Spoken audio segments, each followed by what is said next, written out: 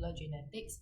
So as we saw earlier on, we saw how you have got the phosphate backbone group of DNA itself, and we also saw how the nitrogenous bases, they can form hydrogen bonds. So even here, you can see that the nitrogenous bases, they are forming hydrogen bonds together. This is the part whereby they are winded around to each other already. And at the back of it, these sections here, these are the backbones consisting of my pentose sugar covalent structure and also my phosphate group's covalent structure. So what you can see is that earlier on when we talk about how they are in opposite direction, so meaning to say that they are running in anti-parallel. So if one strand, this one is the 5' end, if you were to continue it down, it will end up over here to be the 3' end. So in other words, the opposite structure over here, opposite strand will be 5' end. Over here at the top will be a 3' end in anti-parallel direction. So they coil around each other in this direction, and we were to zoom in on one of the section of it, we can see that the phosphate group over here and the sugar group, they are covalently bonded and forms the backbone of it. While the nitrogenous bases, they can form hydrogen bonds in between them and as they intertwine around each other.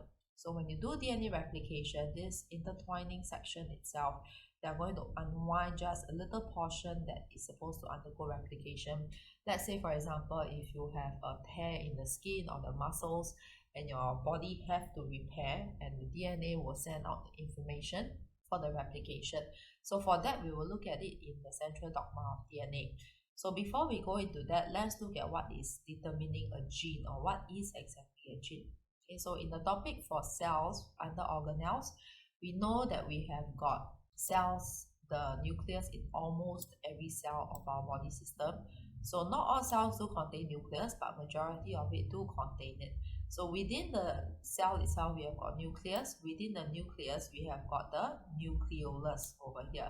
Now the nucleolus is the important section because within the nucleolus, we have what we call the genes within it. But what is the gene? So every individual one of us contains what is known as chromosomes. So in humans, we have got 23 pairs of chromosomes in each and every one of us. So within these 23 pairs of chromosomes are millions of data that give rise to who we are and what we are. Okay, at least in an anatomical sense or point of view. So these 23 pairs, every one of these pairs will have different segments within it.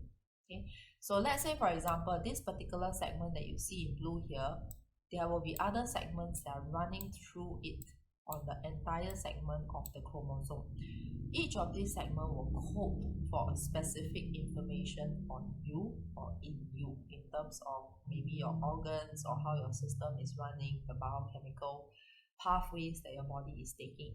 Okay, so let's say take for example over here, the gene. Okay, so this part of the gene is a specific location, and this specific location is what we call a locus. So on this particular chromosome, on a specific region, a specific locus on that chromosome contains a series of DNA information.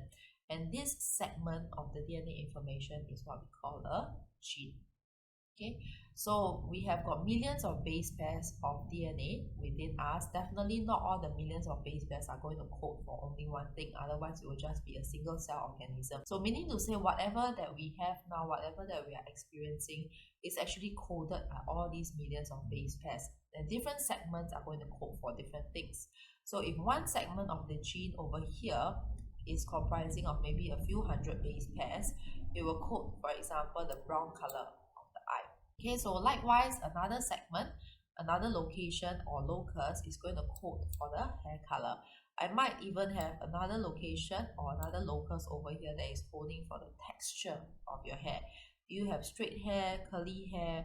How dense is your hair or how fine is your hair? It is all coded within the genetic information.